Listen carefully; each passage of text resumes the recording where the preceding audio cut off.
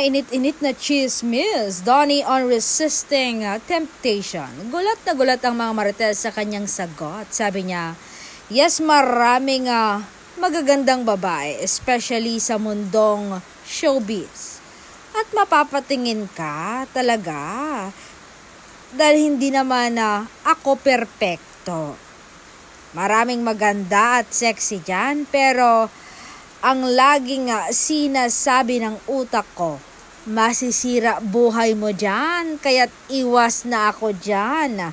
Ang hinahanap ko, yung magmamahal talaga sa akin habang buhay, at si Bel iyon.